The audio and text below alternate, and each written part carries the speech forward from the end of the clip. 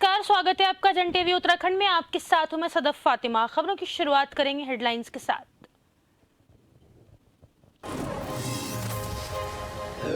G20 सम्मेलन तैयारियों में जुटी उत्तराखंड सरकार। कैबिनेट मंत्री प्रेमचंद अग्रवाल ने किया दौरा। देश विदेश के 70 मेहमानों का होगा भव्य स्वागत।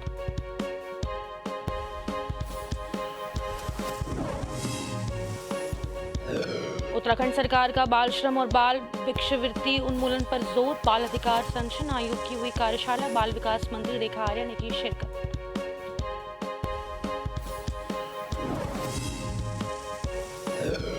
उत्तराखंड के पूर्व मुख्यमंत्री रावत ने शुरू की हाथ से हाथ जोड़ो यात्रा। रुड़की से ढंडेरा से की शुरुआत। कार्यकर्ताओं से किया 2024 के लिए कमर कसने का आह्वान।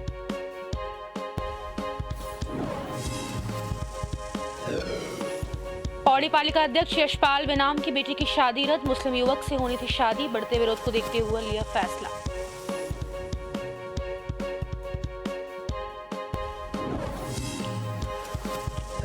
देहरादून के जमीन फ्रॉड मामले में बैंक के प्रबंधक सहित 4 लोगों के खिलाफ मुकदमा दर्ज। डमी व्यक्ति के जरिए लेते थे लाखों का लोन।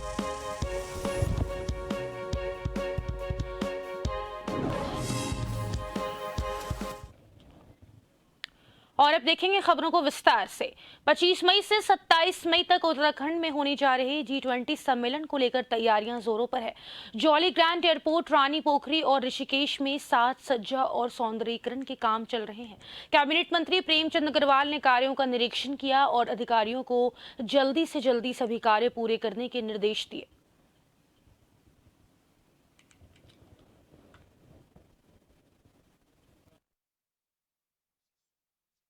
इस प्रकार से G20 के 3 बैठकों का सौभाग्य हमारे उत्तराखंड को मिला है करने के लिए। और एक बैठक हमारी रामनगर में हुई है और दूसरी बैठक अभी हमारे यहाँ ऋषिकेश में जो 24-25 मतलब 24 के बाद 25-26-27 को होने वाली है, उसको लेके तैयारियों को देखने के लिए मैं आया हूँ। निश्चित रूप से मुझे खुशी है कि हमारे विभागों के द्वारा बहुत तेज़ी से इसमें काम किया गया है। और उससे पहले तो मैं माननीय प्रधानमंत्री जी का धन्यवाद कर रहा हूं, जो G20 के अध्यक्ष भी हैं, जिनके आशीर्वाद से हमें उत्तराखंड को 3 बैठकें करने का सौभाग्य प्राप्त हो रहा है। G20 का हमारा डेलीगेट आ रहा है। उनके स्वागत के लिए NCC कैडेट्स यहाँ पर होंगे, जो कि इन देशों के झंडे लिए यहाँ पर उनका स्वागत करेंगे। तो ये टी पॉइंट पर है, जो जॉली ग्रांट के टी पॉइंट पर है।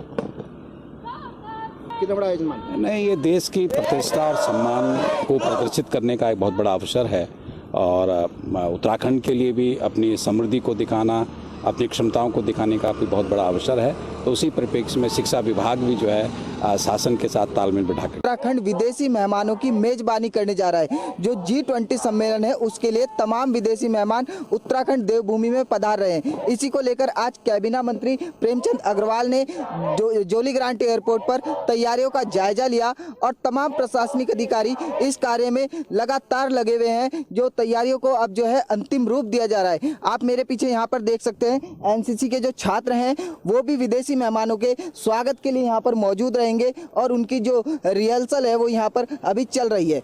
जन टीवी के लिए डोईवाला से आशीष यादव। 25 मई से 27 मई तक उत्तराखंड में होने जा रहे G20 सम्मेलन को लेकर प्रशासन तैयारियों में लगा हुआ है। इस सम्मेलन में भाग लेने देश और विदेश के 70 मेहमानों के भव्य स्वागत की तैयारियां की जा रही है।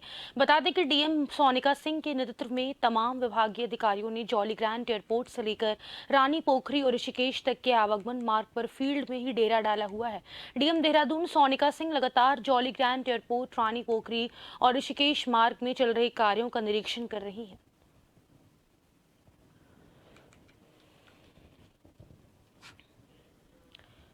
अब खबर देहरादून से है, जहां पे महिला सशक्तिकरण और बाल विकास मंत्री रेखा आर्या ने कार्यशाला में शिरकत की। बाल अधिकार संरक्षण आयोग की ओर से बाल श्रम और बाल भिक्षावृत्ति उन्मूलन और पुनर्वास के लिए कार्यशाला हुई। इस कार्यशाला का शुभारंभ अतिथियों द्वारा दीप प्रज्वलन कर किया गया। उन्होंने बाल अधिकार संरक्षण आयोग के समस्त पदाधिकारियों से मेला और भीड़ वाली जगह पर जन जागरूकता कार्यक्रम के अंतर्गत स्टॉल लगाए जाने, आयोग की ओर से प्रकाशित फोल्डर, पंपलेट, हैंडवील का वितरण किए जाने की बात कही, ताकि सभी में जागरूकता फैले।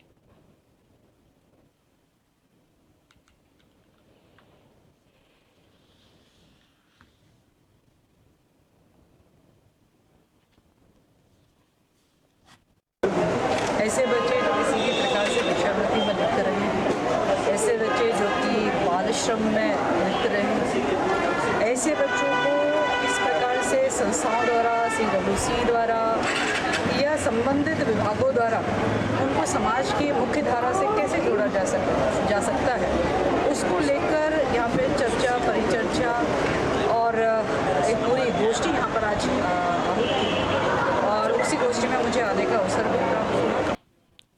अब बात करते हैं उत्तराखंड के रुड़की की, जहां पे रामनगर स्थित रामलीला मैदान में सरकार जनता के द्वारा कार्यक्रम का आयोजन किया गया, जिसके अंतर्गत कैबिनेट मंत्री सतपाल महाराज ने कार्यक्रम में शिरकत की, साथ ही कई योजनाओं का शिलान्यास भी किया। इस दौरान कैबिनेट मंत्री और अधिकारियों ने जन सुनवाई कार्यक्रम में फरियादियों की समस्याएं भी सुनी।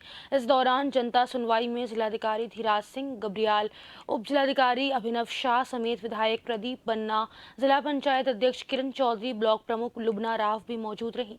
इस दौरान कैबिनेट मंत्री सतपाल महाराज ने सरकार की योजनाओं का लोकार्पण भी किया।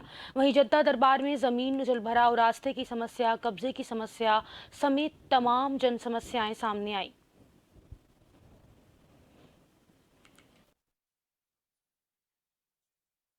समस्याएं सुनी गई हैं, जिसमें अधिकांश शिकायतें मौके पे ही जिनका निस्तारण किया गया और जो केंद्र सरकार से जुड़ी हुई समस्या है, जैसे रक्षा मंत्रालय की समस्याएं हैं, कुछ और अग्निवीर की समस्या है, वो हम केंद्र सरकार को भेज देंगे।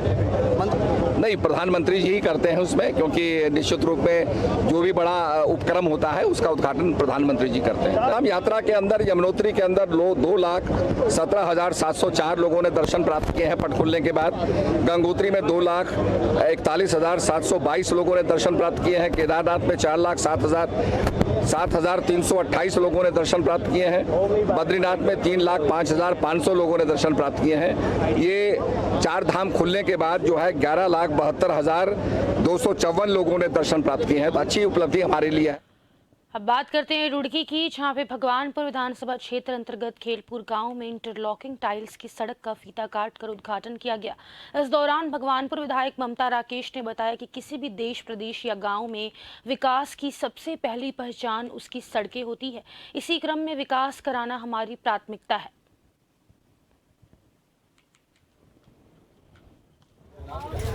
किसी भी क्षेत्र का विकास का रास्ता उसकी सड़कों से होकर के जाता है। सड़क किसी भी देश की, प्रदेश की, जिले की और गांव की विकास की गति को दर्शाता है। तो उसी क्रम में विकास करना हमारा सबसे पहली प्राथमिकता है। मैं नकारात्मक राजनीति में विश्वास नहीं करती, विकास में, भाईचारे में, प्रेम की राजनीति में विश्वास करती। तो उसी के परिप्रेक्ष्य में आज खेलपुर गाँव में लगभग 1 किलोमीटर की सड़क का और 31 लाख रुपए की लागत से बनने वाली सड़क का हमने भी उद्घाटन किया है, इसका शिलान्यास किया है। अब ये सड़क बननी शुरू हुई है, 6 माह की इसकी अवधि है, 6 माह के अंदर ये काम पूरा होना है। चंपावत में 2 दिवसीय किताब कौतिक मेले का शुभारंभ हुआ। मुख्य अतिथि साहित्यकार और लेखक प्रोफेसर पुष्पेश पंत, जिलाधिकारी नरेंद्र सिंह भंडारी, ब्लॉक प्रमुख रेखा देवी, डॉक्टर अशोक पंत रहे। डीएम चंपावत नरेंद्र सिंह भंडारी के विशेष प्रयासों से चंपावत में दूसरी बार मेला लगा है। चंपावत के गोड़ल चौड़ मैदान में 50 प्रकाशकों ने 50,000 से अधिक किताबों के स्टॉल्स लगाए हैं। इस अवसर पर डीएम भंडारी ने सभी आगंतुकों का स्वागत करते हुए कहा कि मुख्यमंत्री की जनपद चंपावत को आदर्श चंपावत बनाने की परिकल्पना के अनुरूप इस किताब कौतिक मेले का आयोजन किया गया और आगे भी अन्य ब्लॉकों में भी आयोजित किए जाने का प्रयास किया जाएगा।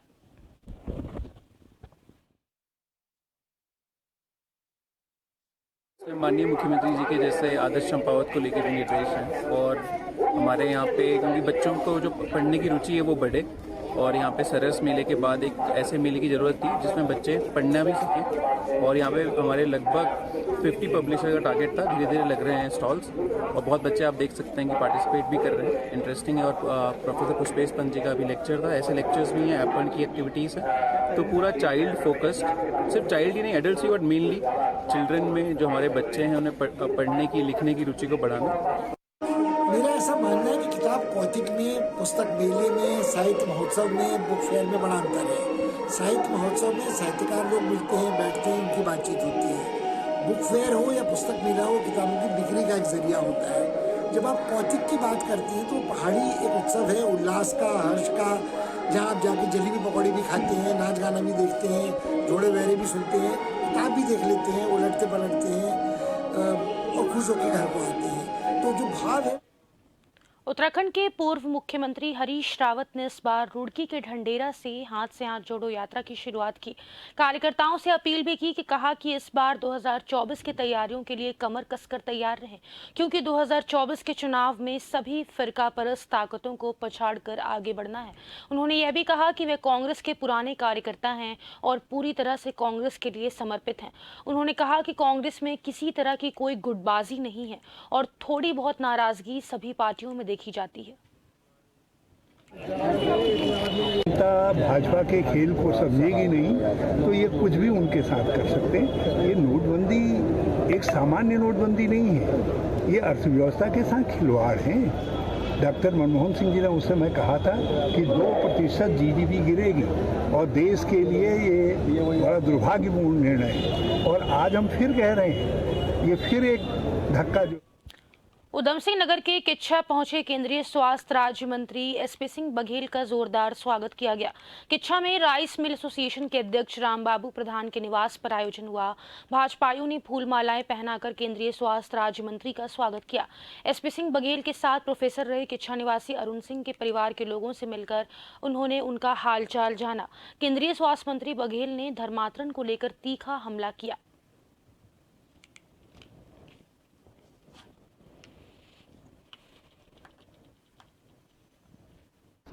साहित्य समाज का दर्पण है और दर्पण झूठ नहीं बोलता है। देखना सबको चाहिए, जो इररिलेवेंट है तो ना जाएं देखने, लेकिन वो एक सच्चाई बयान की गई है और इस प्रकार से धर्मांतरण और धर्म परिवर्तन होता रहा है। 1192 में तराई के दूसरे युद्ध में जब पृथ्वीराज चौहान हार गए मोहम्मद गोरी से, तो तलवार की दम पे गोरी ने किया, फिर कुतुबुद्दीन ऐबक ने, फिर इल्तुतमिश ने, फैलाउद्दीन खिलजी ने, मोहम्मद खिलजी ने, जलालुद्दीन खिलजी ने, फिरोज़ तुगलक ने, मोहम्मद तुगलक ने, गयासुद्दीन तुगलक ने, फिर सिकंदर लोदी, बहलोल लोदी, इब्राहिम लोदी ने, बाबर, हुमायूं, अकबर, जहांगीर, शाहजहां और औरंगजेब ने तो सबकी कसर निकाल दी। मैं आगरा का MP हूँ। बीच में फिर गंडे ताबीज़ों से सूफियों ने भी बहुत सारा धर्म परिवर्तन कराया और अब प्रलोभन के द्वारा, लव जिहाद के द्वारा और गरीबी का नाजायज़ फ़ायदा उठाते हुए और छल और प्रपंच से रिश्ते बना करके अब भी ऐसा हो रहा है। कांग्रेस के उत्तराखंड प्रदेश अध्यक्ष करण माहरा ने एक बड़ा बयान दिया है, जिसमें उन्होंने कहा कि बीजेपी से उनको डर लगता है। उन्होंने कहा कि बीजेपी जो कहती है उसका उल्टा करती है, इसीलिए मैं डरा हुआ हूं। हम तो 4 ऐसे जिले की मांग करने वाले लोगों में से हैं जिनके जिले घोषित हो गए थे 15 अगस्त को, और मैं तो उस जिले से आता हूँ, रानीखेत से, जो 15 अगस्त को तो जारी हुआ और 25 दिन के बाद रानीखेत की बनी बनाई ट्रेजरी जो पंडित नरेंद्र तिवारी ने दी थी उसको भी कैंसिल कर दिया, क्योंकि बीजेपी जो कहती है साहब उसका उल्टा करते हैं, इसलिए मैं डरा हुआ हूँ। बेटी बचाओ बेटी पढ़ाओ में क्या बेटियों के साथ हो रहा, अंकिता से लेके पिंकी से लेके सेंगर कांड से लेके और जो अभी हमारी बेटियाँ गोल्ड मेडलिस्ट जो बैठी हैं दिल्ली जंतर मंतर पर, हमने देखा है। इसलिए बीजेपी की कथनी और कथनी में बहुत फर्क है। अगर वो कह रहे हैं हम ये करने वाले हैं तो मेरे को उसमें भी डर लग रहा है कि कोई चलती हुई चीज़ को बंद तो नहीं करने वाले। एक छोटे से ब्रेक के लिए रुक रहे, फौरन लौटेंगे। देखते रहें जन TV।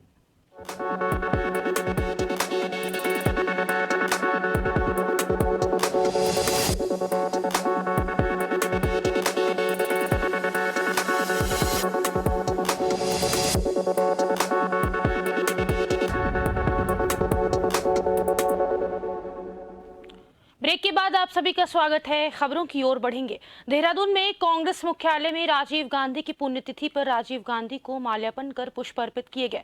इस मौके पर कांग्रेस के प्रदेश अध्यक्ष करण माहरा मौजूद रहे।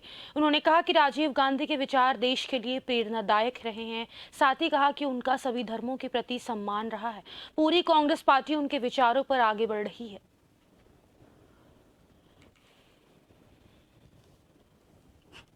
लिया है, हमेशा लेते हैं और भी उसको दृढ़ किया है कि हम राजीव गांधी जी के दिखाए हुए रास्ते पर चलेंगे। आधुनिक भारत के निर्माता जवाहरलाल नेहरू के परिवार के राजीव गांधी ने जो हमारा मोबाइल क्रांति आप कहें, कंप्यूटर क्रांति कहें, उसके वो जनक हैं और महिलाओं के लिए विशेष तवज्जो उन्होंने दी। उनका कहना था कि 50% हिस्सा महिलाओं का किसी भी देश में किसी भी राज्य में होता है और महिलाओं की जब तक हम उन्नति नहीं करेंगे, उनको बराबर का हकदार हम नहीं बनाएंगे, तब तक कोई भी राष्ट्र तरक्की नहीं कर सकता। इसीलिए उन्होंने पंचायती जो राज है उसमें पंचायत राज का विशेष उसमें चेंजेस लाए और महिलाओं को उसमें आरक्षण प्रदान किया ताकि महिलाओं की मुख्य भूमिका रहे ग्राम विकास की।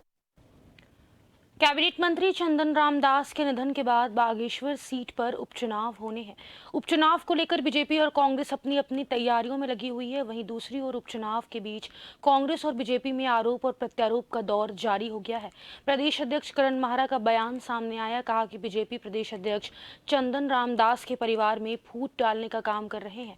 वहीं बीजेपी प्रदेश प्रवक्ता बीजेपी विनोद सोयाल का कहना है कि चंदन राम दास ने बागेश्वर में विकास की लंबी श्रृंखला तैयार की है।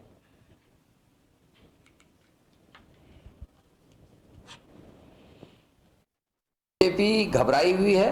वहां मेरे को सुनाई पड़ा कि उन्होंने चंदन राम दास जी के घर में भी झगड़ा पैदा कर दिया है, माँ और बेटू में झगड़ा पैदा करा दिया है, क्योंकि ये पार्टी डिवाइड एंड रूल की पार्टी रही है, अंग्रेजों की चमची पार्टी है और जो अंग्रेजों ने किया वही इन्होंने सीखा है। और आज उस घर में भी इन्होंने फूट डाल दिए, वहां माँ बेटू के झगड़े करा देंगे। बेटा कहता मैं लड़ूंगा, माँ से पार्टी करिए आप लड़िए। तो अब देखते हैं आने वाला समय क्या कहता है।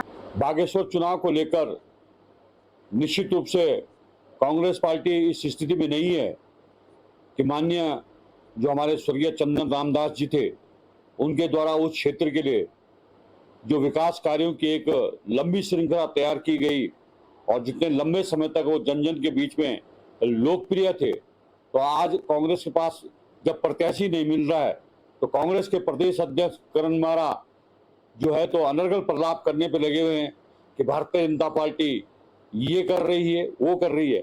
भारतीय जनता पार्टी एकजुट है और निश्चित रूप से भारतीय जनता पार्टी अपने सुशासन के आधार पर और निश्चित रूप से जो बागेश्वर का चुनाव है उसको प्रचंड बहुमत वोटों से जीतेगी। 7वें संयुक्त राष्ट्र वैश्विक सड़क सुरक्षा सप्ताह को लेकर देहरादून में प्रेस वार्ता हुई। इस दौरान पद्मश्री से सम्मानित डॉक्टर BKS संजय और ऑर्थोपेडिक सर्जन डॉक्टर गौरव संजय मौजूद रहे। बताया कि हर साल देश में लगभग 5 लाख सड़क दुर्घटना घटती है, जिनमें से लगभग 1.5 लाख लोगों की मौत हो जाती है और अच्छे इलाज के बावजूद भी लगभग इतने ही लोग दिव्यांग हो जाते हैं, जिसके कारण दुर्घटना के बाद गरीब आदमी और गरीब हो जाता है।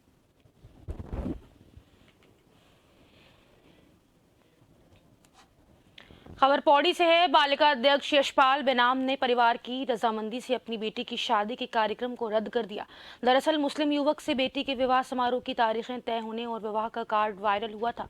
बेनाम की बेटी की शादी 27 और 28 मई को होनी तय थी और बेनाम ने अधिकांश रिश्तेदारों को आमंत्रण कार्ड भी बांट दिए थे, लेकिन लगातार देश भर से उन पर सनातन धर्म के अनुयायियों का दबाव आ रहा था, जिसके चलते उन्हें मजबूरी में अपनी बेटी की शादी से पीछे हटना पड़ा है।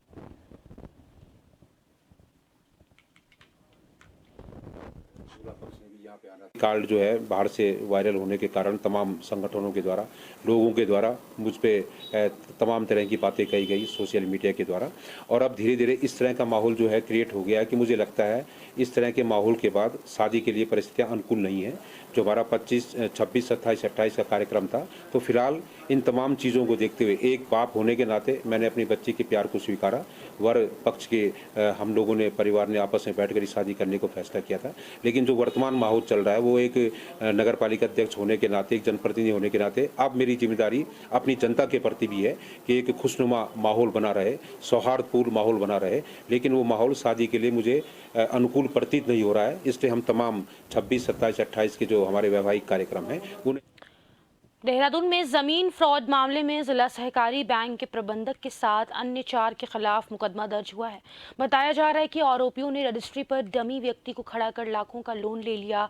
मामला तब सामने आया जब व्यक्ति के पास बैंक से लोन जमा करने के नोटिस आए, जिसकी जांच में पीड़ित राजकुमार अग्रवाल ने पाया कि बैंक ने बिना तथ्यों के और बिना डॉक्यूमेंट वेरीफाई के ही लोन आरोपियों के नाम कर दिया था।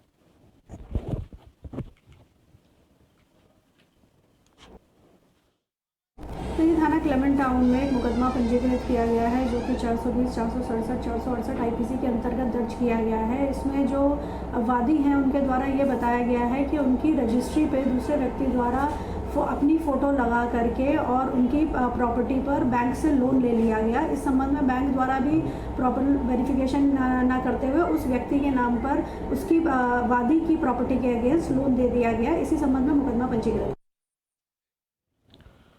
उत्तराखंड राज्य में इन दिनों अवैध अतिक्रमण के खिलाफ कार्रवाई जोरों शोरों से चल रही है। इसी क्रम में मुख्यमंत्री पुष्कर सिंह धामी ने सभी विभागों को इस बाबत निर्देश दिए थे, अपनी जमीनों पर हुए अतिक्रमण को हटाने के साथ ही अपनी जमीनों को सुरक्षित रखें।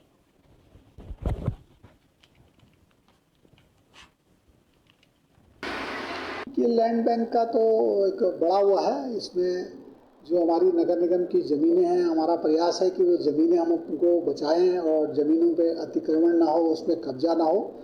और जब जब कहीं से शिकायत आती है तो नगर निगम की टीम जाके उसको अतिक्रमण को ध्वस्त भी करती है और जो कार्रवाई हमें करनी चाहिए कार्रवाई भी हम करते हैं। खबर लक्सर से है, जहां अवैध खनन का सिलसिला गंगा तटीय क्षेत्र में जारी है। हाईकोर्ट और एनजीटी के सख्त आदेशों के बावजूद भी थमने का नाम नहीं ले रहा। खनन विभाग ने भिक्कमपुर क्षेत्र में औचक निरीक्षण और छापेमारी को अंजाम दिया। इस दौरान 5 ट्रैक्टर भी अवैध खनन की गतिविधियों में मिलने पर सीज किए और ट्रैक्टरों को भिक्कमपुर चौकी पुलिस को सुपुर्द किया। वहीं दूसरी ओर खनन माफियाओं में कार्रवाई के बाद हड़कंप मच गया।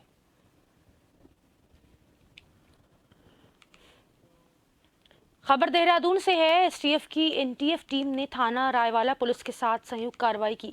रायवाला स्थित 3 पानी फ्लाईओवर के पास से अभियुक्त से 207 ग्राम स्मैक बरामद की, जिसकी अंतर्राष्ट्रीय बाजार में कीमत 20 लाख के करीब आंकी गई है। पुलिस ने एनडीपीएस एक्ट के तहत मुकदमा दर्ज कर लिया। चाहता है तो इन दोनों की भूमिका की भी हम लोग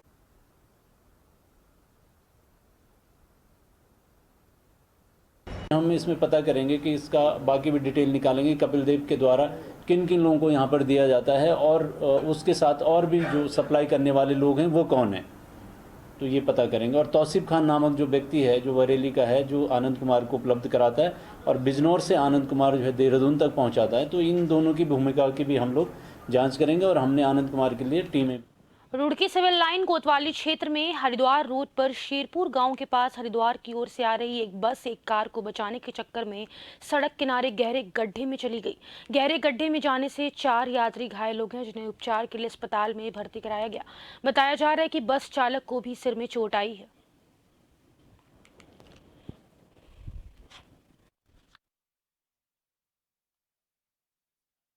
वैसे मैं तो टिकट बनाने की प्रक्रिया में था, गाड़ी इधर से आ रही थी हरिद्वार साइड में से। अचानक एक कार बचाई, ड्राइवर ने क्या बचाई, क्या गाड़ी का टूटा है तो ड्राइवर को पता, ड्राइवर से बात नहीं हो पाई। हम लोग ड्राइवर को लेके गाड़ी में, उसके माथे में चोट है जी। अगर ड्राइवर की वजह से बहुत बड़ा हादसा होने से बच गया। सारी सवारी सुरक्षित है, हल्की वल्की चोट है सवारी हो गए। यदि ड्राइवर सूझबूझ न दिखाता तो वो कार भी बिल्कुल अच्छी तरह कुछ ली गई थी और 2 मोटरसाइकिल वाले थे भी कुछ ली गई। लगभग कितने लोगों के चोटें आई? 2 से 3-4 आदमियों के चोट। गाड़ी ऐसे जैसे हरिद्वार की तरफ से आ रही थी गाड़ी, हरियाणा ने आते हुए देखा, एकदम इसके सामने कार ने कट मारा। इनने उसे बचाने के चक्कर में इसको उतार के कार खाई में उतार दी। किसके चोट वोट लगी है? चोट लगी है, 10 सिर फुट रहे अंदर। तो उन लोगों पे पुलिस आई है यहाँ पर अभी? जी नहीं था। आप भी सवारी थे? देहरादून के बाईपास चौकी क्षेत्र में बीते दिनों ग्राफिक एरा की शिक्षिका को रोडवेज बस ने जोरदार टक्कर मार दी, जिससे शिक्षिका की मौके पर ही मौत हो गई। बता दें कि जिस जगह यह हादसा हुआ वहां इससे पहले भी 10 से 12 हादसे हो चुके हैं और कई लोगों की मौत भी हो चुकी है। इसका सबसे बड़ा कारण गलत सड़क इंजीनियरिंग और गलत कट बताया जा रहा है। एसपी ट्रैफिक अक्षय कोंडे ने भी इस बात को स्वीकारा है। गलत कट के कारण वहाँ हादसे हुए हैं और मौतें भी हुई हैं। साथ ही एसपी ट्रैफिक ने लोगों से भी अपील की है कि वो दोनों ओर देखकर ही सड़क पार करें।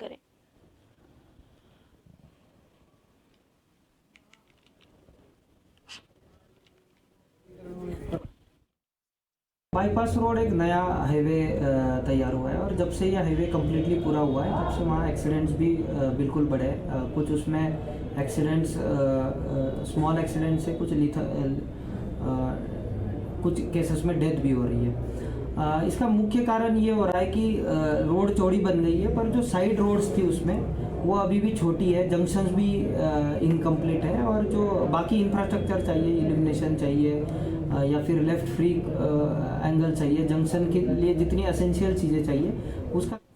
लोहाघाट ब्लॉक में हुई मूसलाधार बारिश से नेपाल सीमा को जोड़ने वाली लोहाघाट पंचेश्वर सड़क लुपड़ा के पास भारी मात्रा में मलबा आने से सड़क से 2 से 3 जगह बंद हो गई, जिस कारण कई वाहन और यात्री कई घंटे के लिए फंस गए। इस दौरान यात्रियों के द्वारा सड़क खोलने के काफी प्रयास किए गए पर कामयाब नहीं हो पाए। लोहाघाट के अधिशासी अभियंता संजय चौहान ने बताया कि उन्हें सड़क बंद होने की सूचना मिलते ही उन्होंने जेसीबी को सड़क खोलने के लिए रवाना कर दिया। जल्द सड़क को खोलकर यातायात सुचारू करा दिया जाएगा।